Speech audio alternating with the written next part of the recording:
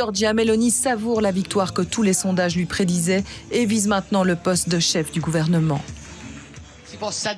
Ce que nous pouvons dire, c'est que les Italiens ont envoyé un message clair en faveur d'un gouvernement de droite dirigé par Fratelli d'Italia. La victoire historique du parti Fratelli d'Italia a suscité en France de très nombreuses réactions. Par exemple, le 27 septembre, Libération a titré « Fascisme en Europe, toutes les peurs mènent à Rome ». L'Italie en prend pour son rétrograde, écrit Libération, et de poursuivre « Restriction du droit à l'IVG, défense de la famille naturelle, rhétorique anti-immigration ». La victoire de l'extrême droite dimanche aux législatives plonge le pays dans un inquiétant climat post-fasciste. Qu'en est-il vraiment? Afin d'informer nos téléspectateurs de façon à leur faire entendre plusieurs sons de cloche, Mandarin TV s'est entretenu avec maître Carlo Alberto Brusa, avocat italien et fin connaisseur de la politique de l'Italie, son pays d'origine. Tout d'abord, nous demandons à maître Brusa d'expliquer la victoire historique du parti Fratelli d'Italia. L'explication, il n'y en a pas une, elles sont multiples. Cela fait des années que l'Italie connaît la gauche au pouvoir, avec des promesses, comme tous les pouvoirs dans tous les pays dans lesquels on réitère en permanence qu'on est dans un pays merveilleux, etc. La réalité, post-crise sanitaire, s'est révélée difficile et compliquée. Pourquoi? Parce qu'après 2 ans de crise sanitaire, les Italiens qui espéraient avoir un moment de paix et de sérénité se sont retrouvés, comme tous les autres Européens, plongés maintenant dans la crise énergétique, avec des vrais problèmes d'argent, mais pas à la française, parce qu'en France, on a quand même beaucoup de soupapes, pas en Italie. L'Italie connaît aujourd'hui 10 millions de pauvres. Et au fond, la gauche espérait retrouver le pouvoir, peut-être encore plus fort, avec un Draghi qui allait être à nouveau président du Conseil. Et qu'est-ce qui s'est passé? Les Italiens ont utilisé peut-être cette occasion pour dire stop, on va tenter une autre voie. C'est pas nécessairement que les Italiens sont devenus d'extrême droite. Les Italiens qui ont voté Meloni, il y en a un paquet qui votait la gauche. Mais en réalité, c'était une envie de changement. Comme peut-être en France, quand les gens ont dit ras-le-bol les socialistes, ras-le-bol cette gauche qui nous promet un pays merveilleux, allons voir peut-être du côté de Marine Le Pen. Moi, je ne dis pas que c'est juste ou mauvais. Vous me posez une question et je vous réponds en disant que je crois que c'est un ensemble et une volonté de changement. Et puis, je rajouterai un troisième point, ce sont quand même des hommes qui ont géré, parlons simplement depuis la Deuxième Guerre mondiale, l'Italie. Que des hommes. L'Italie est extrêmement machiste. Et là, on a 53% de la population italienne, ce sont des femmes. Et Giorgia Meloni est une femme. Alors, peut-être, c'est une analyse qui peut sembler simpliste, mais en réalité, on a trop tendance des fois à philosopher d'une manière folle sur les choses, quand parfois les réponses du peuple sont très simples. On aime une femme, on aime un homme, il a une belle gueule, il a une belle tête, il est séduisant. C'est son Macron, quand il est arrivé, il était élu aussi parce que, au fond, il était un bel homme, il était jeune, et on espérait, et les gens espéraient un changement. Donc la politique n'est plus souvent un projet global, la politique souvent s'attache à aujourd'hui la promotion qui peut être faite par les médias. Giorgia Meloni a été portée par les médias aussi. Les médias lui ont donné un large espace. Les 2 mois, j'ai suivi attentivement la campagne italienne et je tiens à vous dire, à tous les spectateurs, il y a eu énormément de passages de Madame Meloni, parce que même peut-être chez les journalistes, il y avait une envie de changement. Allons voir qu'est-ce que ça veut dire aujourd'hui, avoir des gens de droite, avoir des gens qui prêchent, pas tout une grande différence, mais quelque chose de différent. Nous voulons savoir si la victoire de Giorgia Meloni a provoqué un séisme politique en Europe, parce que la montée en puissance des partis d'extrême droite a été constatée dans un nombre croissant de pays européens, en Italie, en France, en Suède. Est-ce une tendance lourde?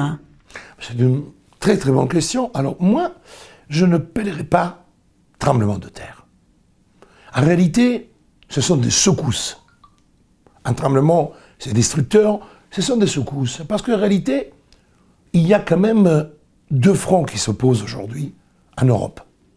Un front qui est le front américain, un front totalement dévoué à l'Amérique et à sa conception, totalement différente de la nôtre. Les racines sont des racines protestantes, il manque de racines culturelles historiques comme les nôtres, et donc un pays fondé sur l'argent, la puissance de l'argent, rien que l'argent. Et avec comme conséquence le multiculturalisme, parce que les États-Unis, ce n'est pas un pays avec une nation, c'est une nation avec une multitude de cultures et d'ethnies. Pas de mot race, il faut le bannir, des ethnies différentes. Et l'Europe est en proie de devenir une nouvelle Amérique. Et de l'autre côté, vous avez une partie de l'Europe qu'on appelle judéo-chrétienne, mais plutôt chrétienne, pas judéo, plutôt chrétienne, voire même catholique, avec certaines valeurs qui sont les valeurs évolution depuis la Grèce, qui ont évolué depuis la Grèce, Rome, tous les batailles monarchiques, tous les secousses que l'Europe a vécues, et ils sont là en train de se battre. Ce n'est pas une partie qui veut se recroqueviller, c'est une partie qui veut sauvegarder. Pourquoi? Parce que quand on regarde notre Europe, quand on regarde l'Europe des églises, des monuments, de la peinture, de la Renaissance, ce n'est pas une Europe du fric, c'est une Europe de la culture. C'est une Europe qui s'est construite avec des génies, Léonard de Vinci, Descartes, Voltaire, Rousseau, Raffaello. Et ça, c'est quelque chose que l'Amérique n'a pas. Et que nous avons, et nous devons sauvegarder cela. Le numérique, oui, il est intéressant d'aller visiter le musée quand tu n'as pas l'argent d'y aller, en allant sur Internet. Mais moi, je pense que nous avons le droit de sauvegarder des valeurs qui sont aussi des valeurs un peu déconnectées, d'une, je dirais, modernité qui nous amène vers des inconnus alors que nous avons des acquis. Certains disent que le parti Fratelli d'Italia est encore plus extrémiste que l'extrême droite française. Qu'en pense Maître Brusa? Non, c'est faux. C'est faux. C'est faux. L'extrême droite française, qui a évolué avec Marine Le Pen, était quand même une droite ancrée sur un monsieur qui était Monsieur Le Pen. Monsieur Le Pen a soutenu d'une manière forte certains principes qui étaient des principes d'un fascisme absolu. La jeune Giorgia Meloni, quand il y a des interviews dans lesquelles elle parle du Duce, mais beaucoup de jeunes en Italie ont toujours eu une vision du Duce un peu idyllique, parce que c'était un moment de l'Italie où l'Italie, qui est un jeune pays unitaire, avait retrouvé le symbole du drapeau, la valeur d'un pays qui n'existe pas, parce que l'unité d'Italie s'est faite en 1861. En réalité, quand on parle de parti post-fasciste, c'est une manière un peu de vouloir dénigrer une droite et d'utiliser le rattachement au fascisme pour la détruire. Et pour dire, faites attention, ayez peur de ça. Mais même à l'époque d'Almirante, qui est la droite nationale du moment, le premier parti de droite, dont lesquels sont les racines de Gianfranco Fini, de Giorgia Meloni, ce n'était pas un parti qui disait que la Shoah n'avait pas existé. Ce n'était pas un parti qui disait que les chambres à gaz étaient un détail. Jamais. Jamais dans l'histoire. Même Giorgia Meloni n'a jamais dit que le fascisme a été le moment le plus beau de l'histoire de l'Italie. C'est totalement faux. Bien au contraire, il a dénoncé les faits qui ont porté quand même au soutien du nazisme. Et ça, ce n'est pas quelque chose qu'en Italie serait admis par le peuple. Non, ce n'est pas un parti fasciste. D'abord parce que... Pro-fasciste? Non, même pas parce que... D'extrême droite, comment vous le... Mais vous savez, ces notions de cloisonnement en disant centre-droite, extrême droite, ce sont des identifiants qui sont faits plutôt par les ennemis que par les amis. Parce qu'en réalité, quand on veut dénigrer quelqu'un, on dira « il est d'extrême gauche ». Quand on veut dénigrer quelqu'un, on dira d'extrême droite. Mais en réalité, jamais Giorgia Meloni, elle a dit qu'elle était d'extrême droite. Elle est de droite. Mais le mot extrême, ça veut dire quoi? Il y a des propos tenus par Giorgia Meloni qui sont plutôt du centre. Et parfois, vous avez des gens du centre qui tiennent parfois des propos d'un certain extrémisme. Parce que quand on est contre la GPA, on dira qu'on est d'extrême droite. Alors, pour la GPA, on est de gauche. En réalité, aujourd'hui, sur chaque thème de société, les clivages se font parce que on n'est plus lié à une philosophie avec des dogmes. En réalité, la politique s'est fait un peu jour après jour, en fonction des sondages, en fonction de ce que les gens ressentent. Donc il est très difficile pour un parti de dire « Ok, on a cette philosophie, on a ces dogmes, on va s'accrocher ». Non, parce que si on sent que le peuple ne tient pas, on va changer pour répondre. Giorgia Meloni a répondu sur 3 questions. Première question, la sécurité. La sécurité, c'est un point très important qui touche aussi la France. Deuxième point, l'immigration. L'immigration est un point terrible qui touche aujourd'hui toute l'Europe, parce qu'aujourd'hui, on a du mal, parce qu'une chose, c'est avoir des immigrés qui s'intègrent, qui comprennent notre culture, mais avoir une Europe qui subit des vagues de gens qui veulent imposer leur propre culture, c'est une problématique, c'est très important. Troisième élément, un problème démographique. Elle soutient la natalité, elle soutient la famille. Pourquoi? Parce que l'Italie, c'est le pays en Europe qui a la plus basse natalité. Pourquoi? Parce que les Italiens n'ont plus confiance en l'avenir. Ils ne font pas d'enfants. Donc aujourd'hui, nous avons des écoles autour de Milan dans lesquelles la moitié des enfants sont des enfants d'origine étrangère. Et ça, c'est un problème qui n'est pas simplement un problème d'immigration. C'est un problème de culture. Quelle histoire, quelle nation peut aujourd'hui vivre en Italie? Selon le journal Libération, le parti Fratelli d'Italia est un parti qui impose la restriction à l'IVG, défend la famille naturelle et est anti-immigration. C'est un parti qui fait peur. Qu'en pense Maître Brusa? Alors, on connaît très bien Libération, et je le connais très bien. C'est une gauche qui impose des dogmes. En réalité, je trouve que dans une démocratie, il faut respecter avant tout le vote du peuple. Et titrer de cette manière-là, c'est quasiment un dénigrement de la démocratie. Parce que quand on aime la démocratie et on la défend, on respecte le peuple. Ça, c'est un point fondamental. Deuxième élément, les propos de Giorgia Meloni n'ont jamais porté sur l'abrogation de l'IVG. C'est totalement faux.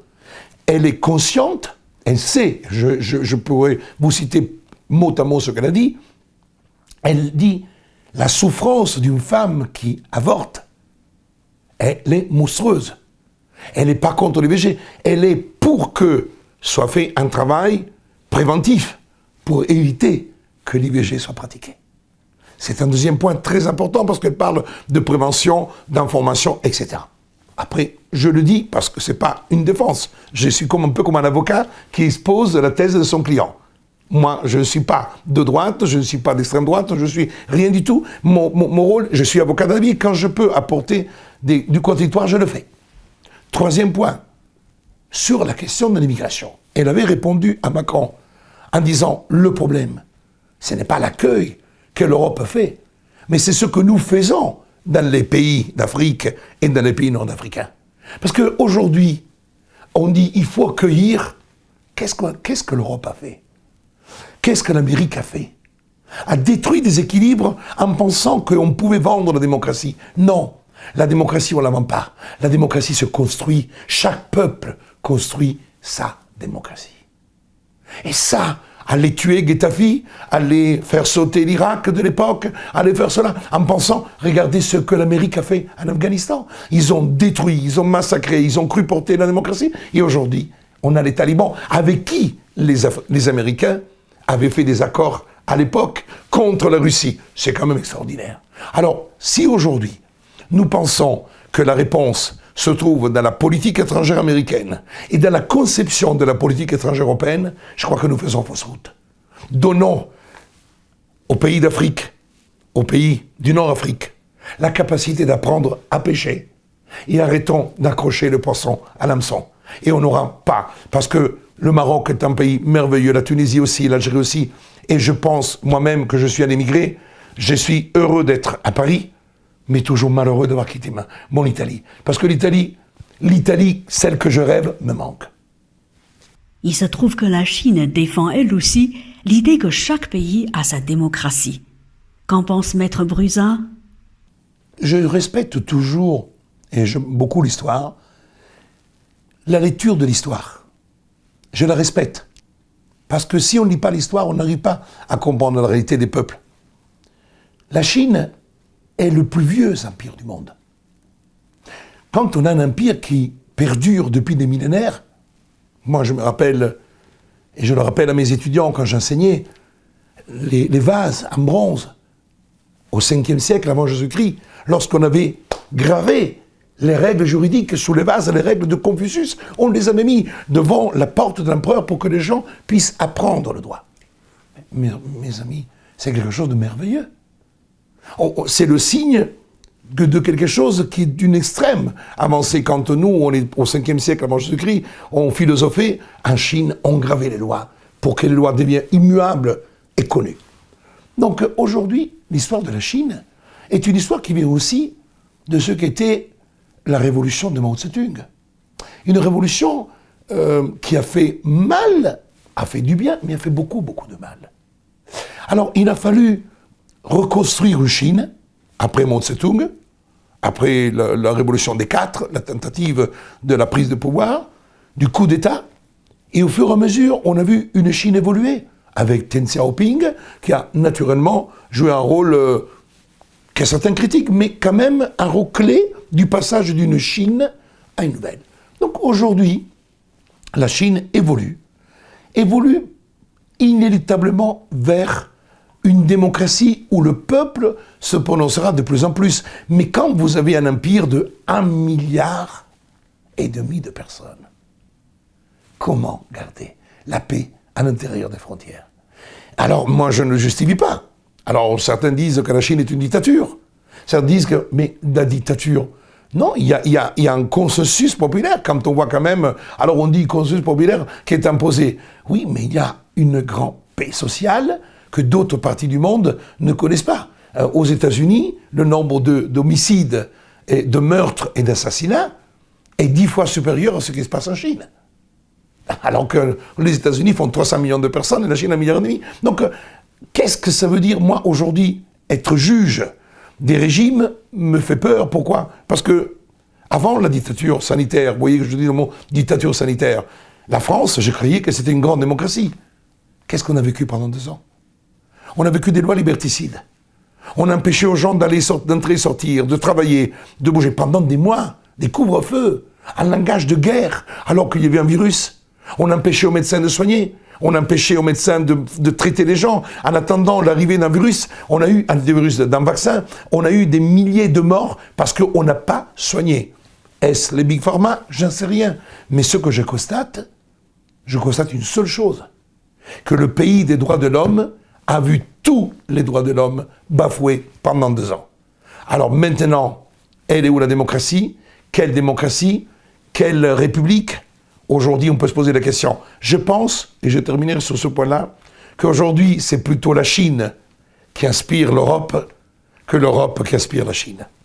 Nous demandons à Maître Bruzat si, forte de sa victoire, Giorgia Meloni peut devenir la chef du gouvernement. Bien sûr.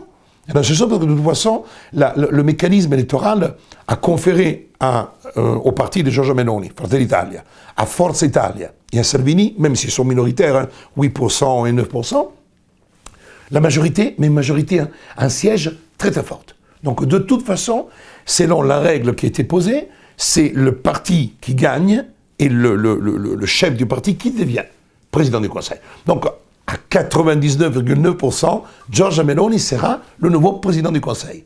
La question qui va se poser, et qui est la seule difficulté, ce sont les équilibres à l'intérieur de la coalition. Combien de ministres pour Giorgia Meloni, combien de ministres pour Berlusconi, et combien de ministres pour Salvini. Parce qu'en réalité, le plus gros échec, c'est M. Salvini. N'oublions pas que la Ligue du Nord, c'était un parti qui avait fait avait atteint 17, 18, quasiment 20%. Dans certaines régions, 30, 35%. Aujourd'hui, ils sont descendus à 8%. C'est un échec cuisant. Salvini ne pourra pas être ministre, parce qu'il a toujours le procès de Catane, concernant le fameux bateau où il avait empêché les gens de descendre, etc. Donc la situation est compliquée et il y a des risques de tension à l'intérieur de cette majorité de droite sur la tentative de Salvini de pouvoir garder un maximum de ministres pour peser sur, pas simplement sur la politique, mais peser aux yeux de l'opinion publique pour tenter de redécorer, de revoir de nouveaux blasons, de nouveaux grades. Toujours selon Libération, cette victoire vient gonfler le poids des dirigeants ultra-conservateurs et d'extrême droite, remettant en cause les valeurs de l'Union européenne. Maître Brusa partage-t-il cette opinion? Alors, je ne la partage absolument pas. L'Europe est la mal-aimée des peuples. Les peuples européens n'aiment pas cette Europe. Parce que ce n'est pas une Europe démocratique. Un Parlement qui ne sert à rien. Le Parlement européen, comme le Parlement français, ne sert strictement à rien. Ils ne sont pas là pour voter les lois, ils ne sont pas là pour donner une ligne à travers... Non. Nous sommes dirigés par qui? Par une commission? Avec des technocrates, avec Mme von der Leyen, avec les autres, qui sont des technocrates choisis par les copains technocrates. Ça, c'est l'Europe des peuples? C'est l'Europe démocratique? C'est l'Europe républicaine? Pas du tout. C'est une pieuvre qui dirige les pays d'Europe sans aucune corrélation entre les peuples et les choix qui sont entrepris. On l'a vu dans la crise sanitaire. L'Europe a géré les contrats. C'est l'Europe qui a géré les contrats. On ne connaît même pas les clauses des contrats, tellement l'Europe est belle et transparente. Mais cette Europe-là, l'Europe quoi? L'Europe multi-ethnique, l'Europe dans laquelle effectivement nous sommes une passoire pour les étrangers. C'est pas cette Europe-là que les peuples d'Europe aiment. Alors, les valeurs de l'Europe que Libé défend, j'aimerais bien les connaître, parce qu'aujourd'hui, cette Europe-là est une Europe qui va tout droit contre un mur, parce que le traité de Lisbonne, et le traité de l'Union, est un traité fermé, qui ne préconise pas la création d'un fédéralisme européen, qui ne préconise pas la création d'une sorte de Suisse, de confédération des États. Pas du tout. On aime cette Europe dans laquelle, en réalité, on a des pseudo-États, dans lesquels chacun joue le rôle de petit chef, et après, en réalité, quand il faut faire le sale boulot, on le fait faire à l'Europe. Parce qu'en matière de santé, on a fait faire le sale boulot. Comme ça, personne n'a pu contester, personne n'a pu discuter ce qui était fait, personne n'a pu le faire parce qu'aujourd'hui, les Européens n'ont même pas le courage de les saisir à la Cour de justice parce qu'ils ne savent même pas comment le faire. Donc, que Libé m'explique les valeurs de l'Europe, moi je ne les connais pas. Ce que je connais aujourd'hui, je connais quand même la matraque. Chaque fois que les peuples veulent dire quelque chose, ils se font matraquer par la police, en France, en Italie, en Allemagne, en Autriche, aux Pays-Bas. Ça, je l'ai vu. Et on pourrait continuer comme ça. Et aujourd'hui, ce que j'ai entendu vous dire, c'est de manière très simple. Si ça, c'est l'Europe des valeurs, pour quelle raison nous parlons de la Cour européenne des droits de l'homme, qui n'est même pas de l'Union européenne? Elle fait partie du Conseil de l'Europe. Et nous n'avons pas du tout, à l'intérieur de nos valeurs, une Cour de justice et des droits de l'homme mais une Cour européenne des pays d'Europe, de l'Union. On n'en est pas là. Donc ça veut dire tout simplement qu'en réalité, on a une Europe économique, financière, qui pense qu'au budget, au fric. Quand il faut faire la planche à billets pour sauver l'Europe, on fait la planche à billets. Après, quand la planche à billets, on n'utilise plus, on dira maintenant stop, on ne peut plus dépenser. Et on ne parle que de ça. Mais quel est le projet de société? Le projet philosophique? Les gens ne sont pas plus heureux parce qu'ils ont 2 iPhones ou pourquoi ils ont 3 ordinateurs. Les gens sont heureux quand ils sont épanouis à l'intérieur de leur spiritualité. Et cette Europe n'a rien de spirituel. C'est une Europe du fric. Et les gens ont quand même compris que oui, le fric est utile pour manger, mais il n'est pas utile pour être heureux.